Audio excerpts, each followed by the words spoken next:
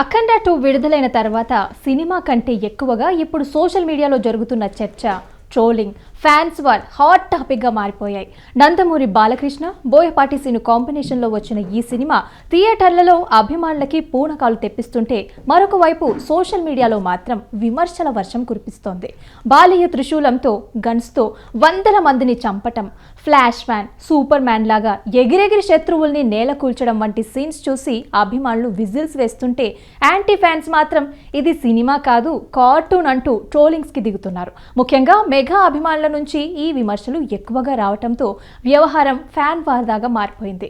ఇక బోయపాటి, బాలయ్య కలిసి తెలుగు ప్రేక్షకులని వెర్రి పుష్పాలు చేస్తున్నారంటూ కొందరు సోషల్ మీడియాలో ఘాటు వ్యాఖ్యలు చేస్తున్నారు. ఇలాంటి సినిమాలతో తెలుగు సినిమా పరువు తీస్తున్నారని, లాజిక్ కి అసలు అర్థం లేకుండా సీన్స్ రూపొందిస్తున్నారని విమర్శిస్తున్నారు. అంతేకాదు బాలయ్య గత సినిమాల్లోని కొన్ని సన్నివేశాలను తీసుకొచ్చి మళ్లీ వైరల్ చేస్తున్నారు.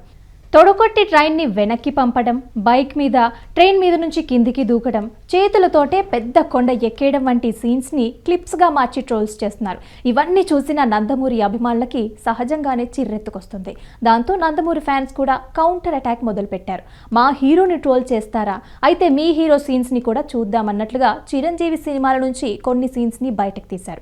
గతంలో చిరంజీవి ఒక సినిమా క్లైమాక్స్లో హెలికాప్టర్ని నాగల్తో కొట్టి పేల్చడం, స్టాలిన్ సినిమాలో ఫుల్ స్పీడ్లో వెళ్తున్న కార్లో నుంచి మరొక కార్లోకి దూకటం, మరొక మూవీలో వంతెన మీద ట్రైన్ వస్తుండగా ఇంకొకరిని మోసుకుంటూ పరిగెత్తే సీన్స్ని ఎక్స్లో పోస్ట్ చేస్తూ మెగాస్టార్ని ట్రోల్ చేయడం మొదలుపెట్టేశారు. ఇలా ఇవి లాజికల్గా ఉన్నాయా అంటూ ప్రశ్నలు కూడా వేస్తున్నారు. ఇలా మొదలైన ఈ ట్రోలింగ్ కాస్త నందమూరి, మెగా ఫ్యాన్స్ మధ్య పూర్తి స్థాయి ఫ్యాన్ వార్గా మారిపోయింది. ఒకరి హీరోని ఒకరు తగ్గించి చూపించే ప్రయత్నంలో అసలు సమస్య ఏమిటన్నదే మర్చిపోతున్నారు. మాస్ సినిమాలలో ఎలివేషన్స్, అతిశయోక్తి సీన్స్ కొత్తేమీ కాదు. దశాబ్దాలకు ఇవే మన తెలుగు సినిమాలకి ఊపిరిగా ఉన్నాయి. కానీ ఇప్పుడు అదే అంశాన్ని పట్టుకొని ఒకరి హీరోని మరొకరు హీరోతో పోల్చుతూ సోషల్ మీడియాలో పరస్పరం తిట్టుకోవటం దురదృష్టకరంగా మారిపోయింది.